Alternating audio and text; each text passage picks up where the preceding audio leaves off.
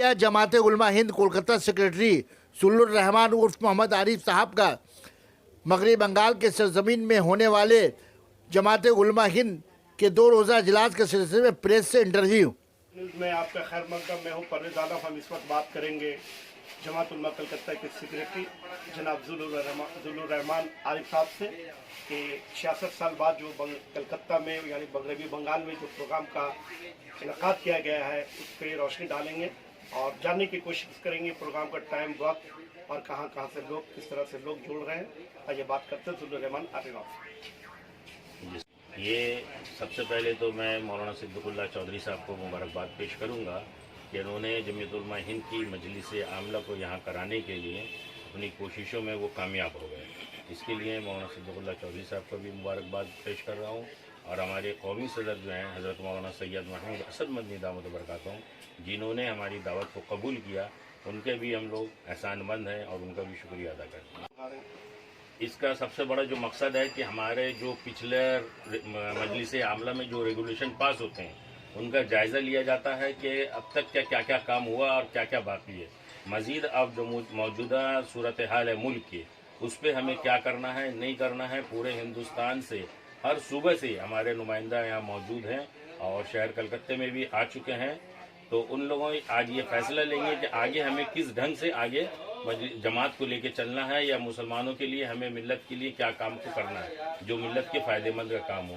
तो हम लोगों का आज 10 तारीख बाद नमाज मगरिब जमीयत उलमा हिंद का जो दफ्तर है, हेड ऑफिस, वो दमदम एयरपोर्ट के नज़दीक बांकड़ा में जमीयत भवन, वहाँ आज बाद नमाज मगरिब 10 तारीख से ये प्रोग्राम शुरू होगा जो रात तक चलेगा और कल सुबह 7 बजे से 9 बजे तक अवामी प्रोग्राम होगा और 10 बजे से फिर ज़ोहर तक एक मामले की दूसरी नशिस्त होगी। हजरत खास मेहमानों का जरा नाम बताएं। इसमें हज़रत मौलाना सैयद महमूद असद मदनी जो सदर जमीयत उलमा हिंद हैं वो तशरीफ़ ला रहे हैं। दारुल उलूम देवबंद के मोहतमीम हज़रत मौलाना कासिम नोमानी साहब दामद बरकातहू तशरीफ़ ला रहे हैं। मुफ्ती सलमान साहब मंसूरपुरी तशरीफ़ ला रहे हैं। मुफ्ती अफवान साहब तशरीफ़ ला रहे हैं। कुल मिला के तकरीबन 45 शख्सियत उलमा इकराम तशरीफ़ ला रहे हैं जो हर सूबे के अलग अलग जगह से हैं। दारुल उलूम देवबंद से मुफ्ती राशिद साहब भी हैं और भी दारुल उलूम देवबंद से तशरीफ़ ला रहे हैं हमारे उस्ताद हदीस जो हैं। इस तरह से मुकम्मल 45 लोग हैं जो पूरे हिंदुस्तान से अलग अलग सूबे से यहाँ नुमाइंदगी करेंगे। मौलाना बदरुद्दीन अजमल साहब भी हैं और हज़रत मौलाना सिद्दीकुल्लाह चौधरी साहब भी रहेंगे और भी जो हर सूबे के नुमाइंदे मेंबर अरकान मेंबर है वो शिरकत करेंगे। की तरफ देखिए क्वेश्चन कर आपसे, कुछ माइंड मत कीजिए। बोलिए।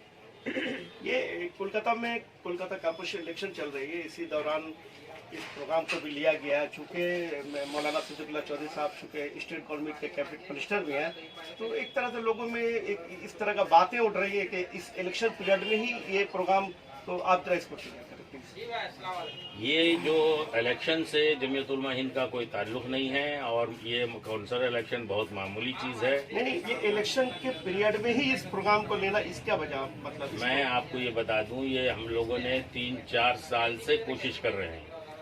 ये आमला की मीटिंग होना ये इतना मामूली बात नहीं है कि हमने बोल दिया और सब लोग यहाँ आ गए, ऐसा कुछ नहीं होता है। ये 2-3 साल से वहाँ हमारी दरख्वास्त पड़ी हुई है। ये एक इत्तेफाक है कि इस तौर पे मतलब शुरू हो गया, वरना सियासत से या इलेक्शन से हमें कुछ लेना देना नहीं। अगर सियासत में ही करना होता तो असेंबली के टाइम में करते।